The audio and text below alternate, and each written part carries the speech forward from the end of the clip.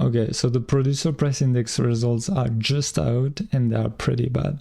In this video, I'm going to break them down and I will talk about the next Fed Reserve move. Let's get straight into it. Okay, but just before, I want to quickly talk about yesterday's CPI results. So yesterday we got 3% for the CPI, which was really great, beating the forecast of 3.1 and the previous of 3.3. So the CPI is good because it's going down on the short term, but on the longer term, we're still struggling to beat the 3% of last year, July. If we check on the monthly basis, it was really great because for the first time since 2020, we had a negative print on the CPI. And finally, okay, two more. On the core CPI, we also beat the analyst estimate with 3.3%. And the monthly was also better than estimate with 0.1 versus 0.2 forecasted. So for those who don't know, the PPI is inflation is at the wholesale level. So it's not the inflation the end consumer will see, it's the inflation the retailers will see when they buy the goods they sell later. So in the supply chain, the PPI is a bit before the CPI. And as I said before, the results were not really good at all today. We got, for the headline CPI, we got 2.6% versus 2.3 forecasted. So it's 0.3 above what was expected. On the monthly basis, we also did more than expectation with 0.2 versus 0.1. And now when we look at the core, so the core which excludes food and energy, we also have something going up at 3% versus 2.5. So it's 0.5% above the forecast, which is like pretty insane. Finally, on a monthly basis, we got 0.4 versus the 0.2 forecast. So we basically have every figure above forecast, but the market doesn't seem to care. It's still up today.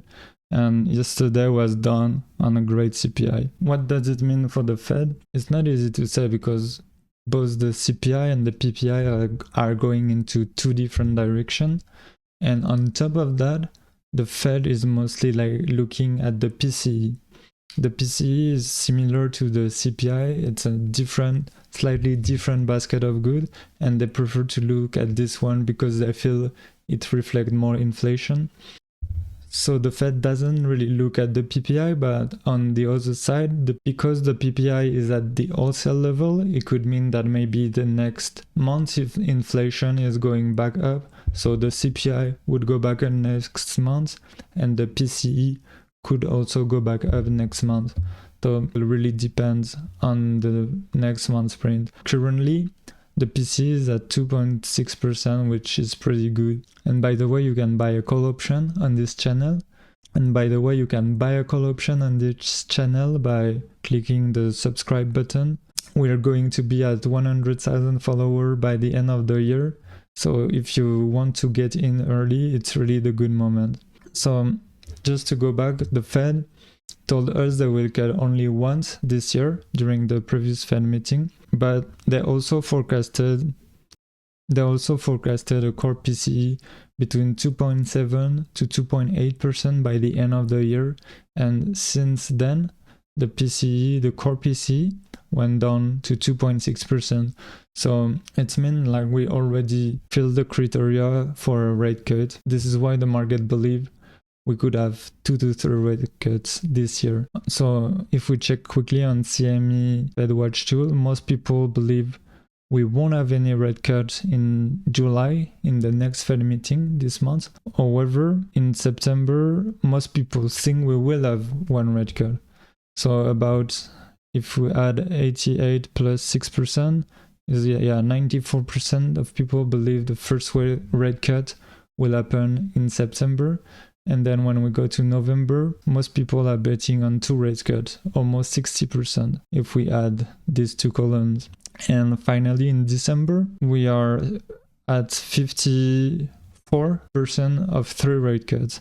So the market is really optimistic. My guess is that we will have at best 2 rate cuts. I don't really see 3 rate cuts happening. And this will really depend on where the PCE, the core PCE inflation is going next. Like if we want to have 2 to 3 rate cuts, we need something, I would say, between, I think we would need something below 2.4% to have 3 rate cuts, which maybe is possible. I don't know, what do you think?